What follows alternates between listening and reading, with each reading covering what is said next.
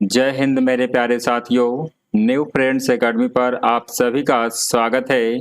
आज हम इस वीडियो में एसएससी में पूछे गए रीजनिंग के प्रश्नों को देखेंगे।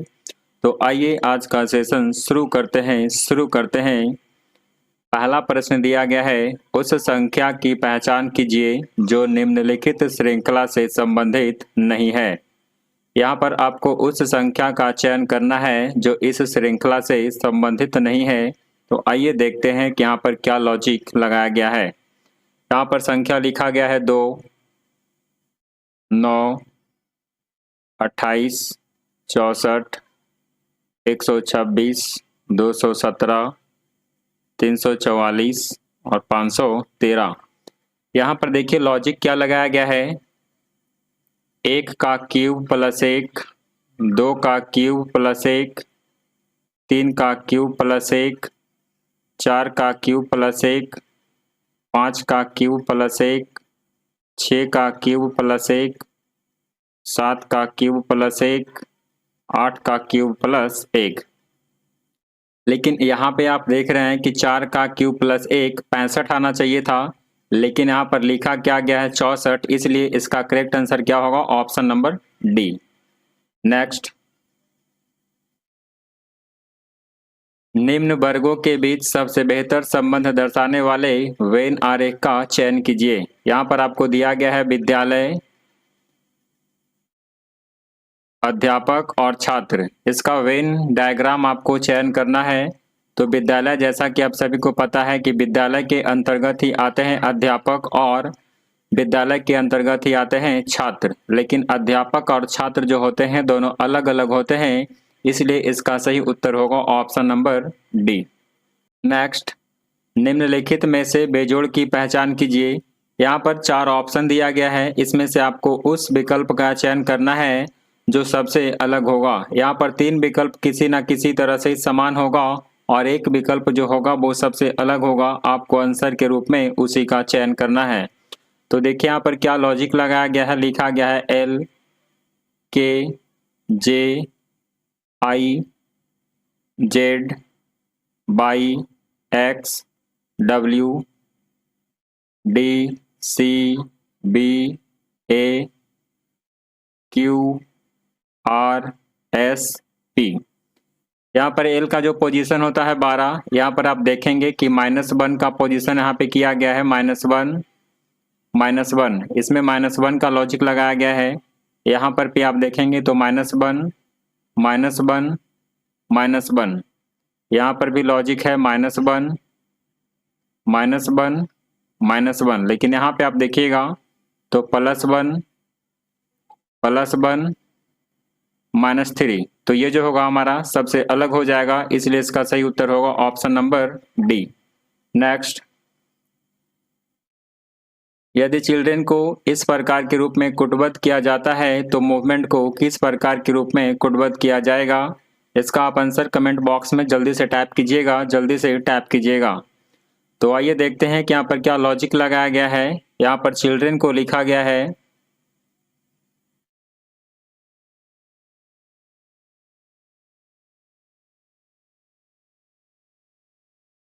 LIHCNE।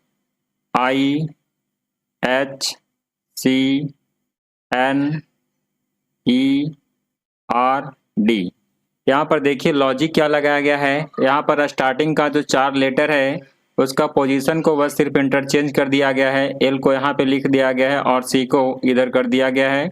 उसी प्रकार I को इधर और H का इधर। यहाँ पर भी आप देखिएगा तो D को इधर, N को इधर कर दिया गया है, E को इधर और R को इधर। इसी प्रकार मूवमेंट को भी लिखा जाएगा।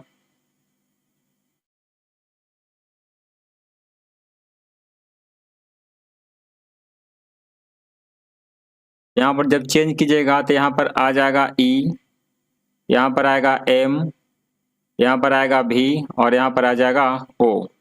इधर से आएगा इधर T, इधर आ जाएगा M, इधर आ जाएगा N और यहाँ पे आ जाएगा E।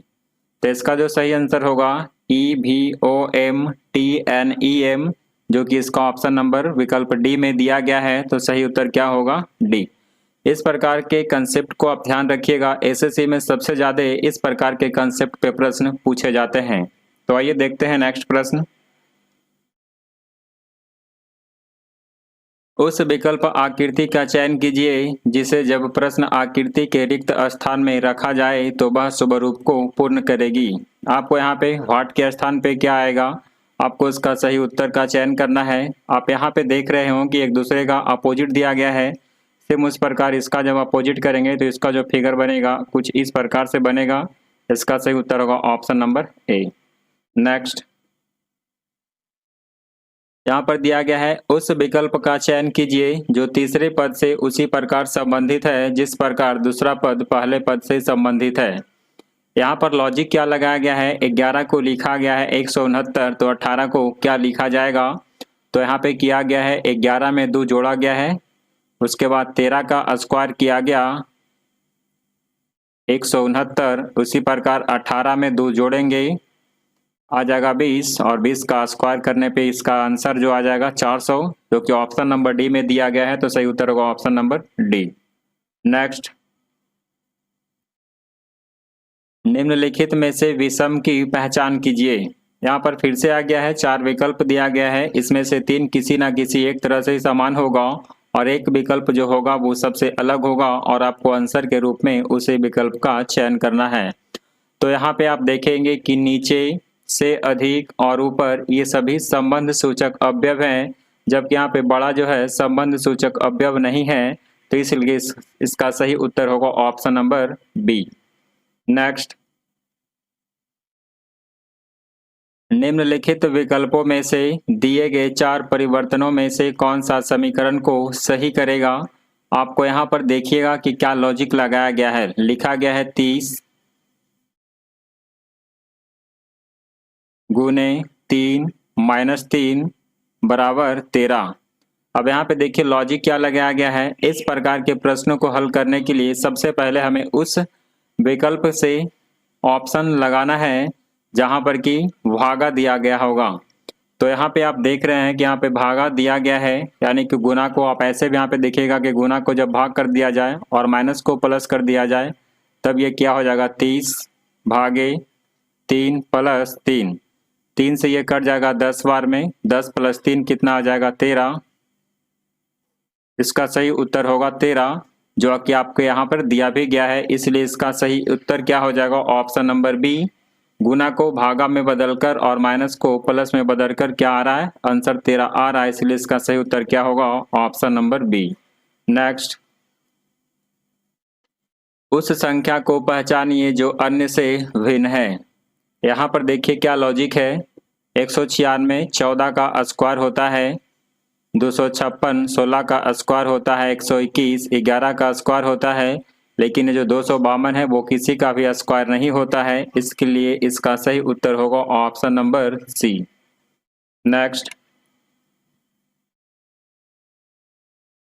उस विकल्प का चयन कीजिए जो नीचे दिए गए शब्दों की दर्पण छवि से सबसे निकट रूप से मेल खाता हो जब दर्पण को एक्स वाई रेखा पर रखा जाता है। यहाँ पर मिरर इमेज आपको बताना है।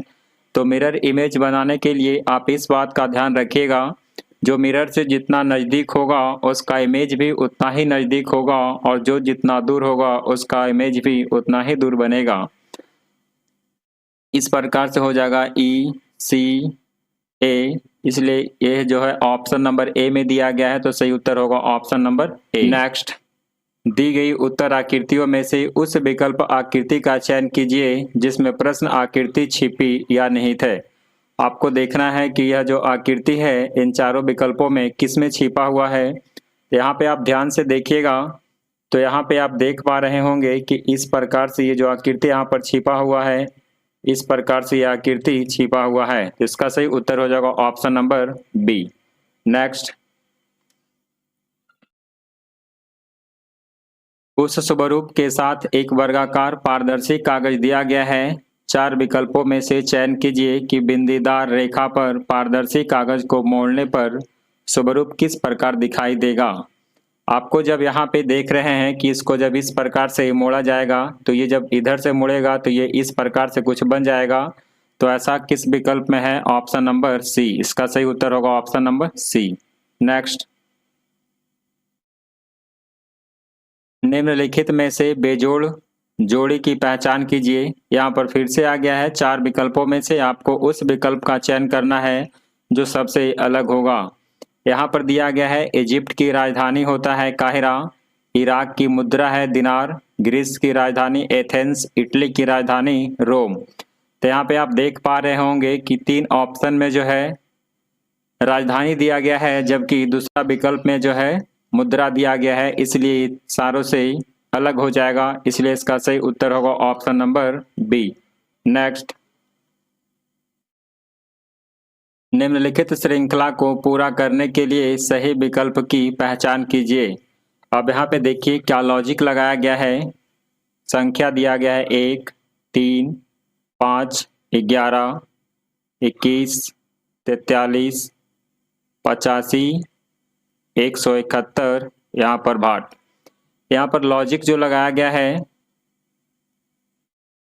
गुने 2 प्लस 1 गुने 2 माइनस 1 गुने 2 प्लस 1 गुने 2 माइनस 1 गुने 2 प्लस 1 गुने 2 माइनस 1 गुने 2 प्लस 1। उसी प्रकार अगला हो जाएगा गुने 2 माइनस 1। यहाँ पर जो हो जाएगा 2, 2 सते 14 और 2 एकम 2 और 1 342 माइनस 1 आ जाएगा 341। इसका सही उत्तर होगा ऑप्शन नंबर सी। इस प्रकार के कंसेप्ट को आप ध्यान रखिएगा, एसएससी में सबसे ज़्यादा इस प्रकार के प्रश्न पूछे जाते हैं। नेक्स्ट, यदि d बराबर 4 और g बराबर 7 हो तो गार्डियन को क्या लिखा जाएगा? यहाँ पर आप देखेंगे कि d का जो पोजीशन वैल्यू होता है 4 और g का पोजीशन वैल्यू 7, तो यहाँ पर सभी का पोजीशन वैल्यू को लिखकर ऐड कर देंगे। g का होता है 7, a का 1, r के 18, d का 4, e का 5 और n का 14। 7 1 8 8 16 4 20 5 25 4 29 1 1 2 और 2 4 49 आ गया। इसका सही उत्तर होगा ऑप्शन नंबर बी। नेक्स्ट,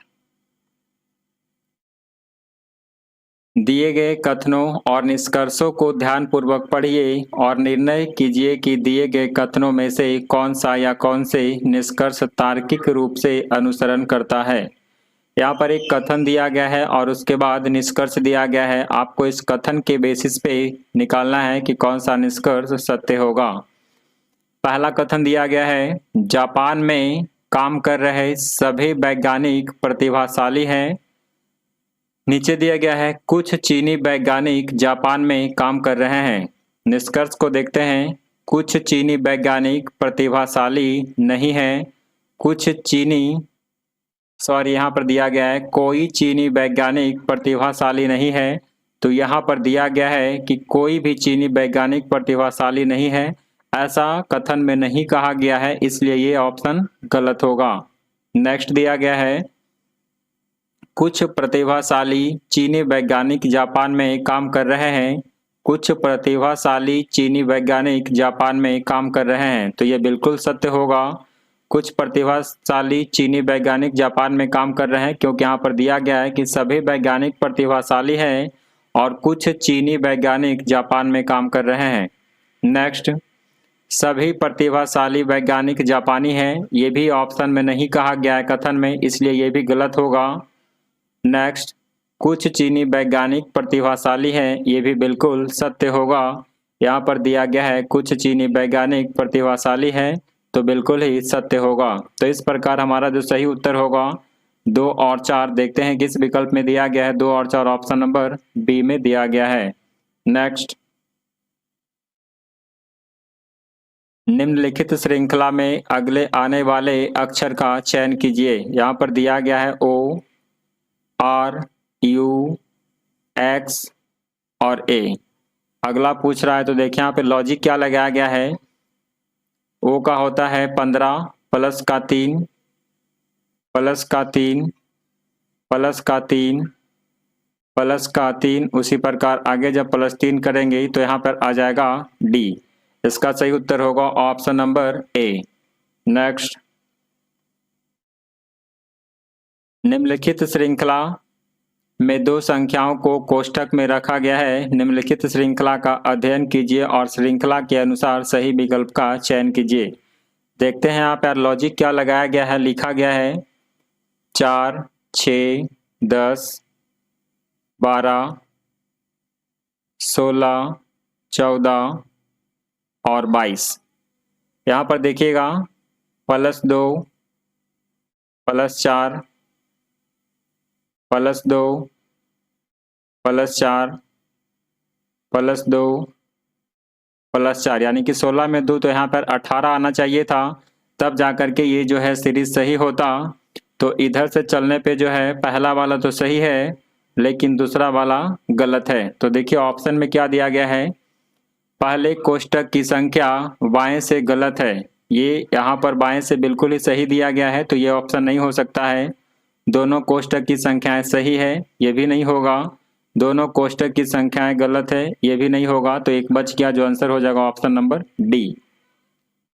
यहाँ पर दिया गया पहले कोष्ठक की संख्या बाएं से सही है और दूसरी गलत है, तो बिल्कुल सही कहता है। बाएं से जो है पहला कोष्ठक सही है और दूसरा कोष्ठक जो है गलत है, इसलिए इसका सही उत्तर होगा ऑप्शन नंबर डी। नेक्स्ट, उस विकल्प का चयन कीजिए जो दिए गए युग्म के समरूप है। यहाँ पर लॉजिक क्या लगाया गया है, सी डी को लिखा गया है एच और आई। यहाँ पे आप देखेंगे लॉजिक क्या लगाया गया है, यहाँ पे +5 ऐड किया गया है और यहाँ पर भी +5 ऐड किया गया, यानी कि 5 का गैपिंग है। तो यहाँ पे हम देख लेते हैं P का 16 और U 21, 16 5 21 +5 और Q का 17 और V का 22, यहाँ पर भी +5 का गैपिंग है, इसलिए इसका सही आंसर होगा ऑप्शन नंबर ए। नेक्स्ट, एक पंक्ति में 5 छात्र खड़े हैं। सुमन प्रणव के बगल में खड़ी है लेकिन वह दीना के बगल में नहीं खड़ी है। कुमार राजू के बगल में खड़ा है जो सबसे बाएं छोर पर खड़ा है और दीना कुमार के बगल में नहीं खड़ा है, तो बीच में कौन खड़ा है। इस प्रकार के प्रश्नों को बनाने के लिए आप उस लाइन से शुरुआत कीजिएगा जहां पर कि कन्फर्म जानकारी दिया हुआ हो, कन्फर्म जानकारी दिया हुआ हो। तो आइए हम इसे हल करते हैं। 1 2 3 4 5 छात्र यहाँ पर दिया गया है। अब है यहाँ पे किस लाइन से शुरू करना है, इस बात का ध्यान रखिएगा। यहाँ पर देखिए पहला लाइन दिया गया है, सुनब प्रणव के बगल में खड़ी है लेकिन वह दीना के बगल में नहीं खड़ी है। यहाँ पर कोई भी कन्फर्म जानकारी नहीं दिया गया है। आगे बढ़ते हैं, कुमार राजू के बगल में खड़ा है जो सबसे बाएं छोर पर खड़ा है। यहाँ पर कन्फर्म जानकारी दिया गया है, हमें शुरुआत जो प्रश्नों को हल करने के लिए करना है इसी लाइन से करना है। यहाँ पर एक शब्द आया है जो शब्द आता है वो नज़दीक के लिए आता है, नज़दीक के लिए आता है। तो इधर से आप देखिएगा नज़दीक आपको जो है यहाँ पर राजू नाम मिलेगा। नज़दीक के नामों के लिए जो शब्द का प्रयोग किया जाता है। यहाँ पर जो बोल रहा है कुमार राजू के बगल में खड़ा है जो सबसे बाएं छोर पर खड़ा है, तो सबसे बाएं छोर पर आ जाएगा राजू और कुमार जो है राजू के बगल में है, तो यहाँ पर आ जाएगा कुमार। आगे देखते हैं, सबसे बाएं छोर पर खड़ा है और दीना कुमार के बगल में नहीं है, तो दीना जो है कुमार के बगल में नहीं है, तो दीना यहाँ पर नहीं आ सकता है। ऊपर वाला लाइन से देखते हैं, सुमन प्रणव के बगल में खड़ी है, सुमन प्रणव के बगल में खड़ी है लेकिन वह दीना के बगल में खड़ी नहीं है। तो सुमन ना तो यहाँ पर हो सकता है और ना ही इधर हो सकता है, तो सुमन को हम यहाँ पे बैठाएंगे और यहाँ पे प्रणव को बैठाएंगे और यहाँ पर आ जाएगा क्या है दिया गया, दीना। अब यहाँ पे देखिएगा कि पूरी तरह से ये फिट हो गया है। अब आपको जो प्रश्न में पूछा गया है आप उसका आंसर आसानी से दे पाएंगे। यहाँ पर पूछा गया है कि बीच में कौन खड़ा है, तो बीच में एस यानी कि सुमन खड़ा है, तो इसका सही उत्तर होगा ऑप्शन नंबर डी। आज के लिए बस इतना ही था। आपको यह वीडियो कैसा लगा आप कमेंट के माध्यम से ज़रूर बताएं और यदि यह वीडियो आपको अच्छा लगा हो तो वीडियो को लाइक शेयर और चैनल को सब्सक्राइब जरूर करें। तो thanks for watching this video और मिलते हैं नेक्स्ट वीडियो में, तब तक के लिए गुड लक।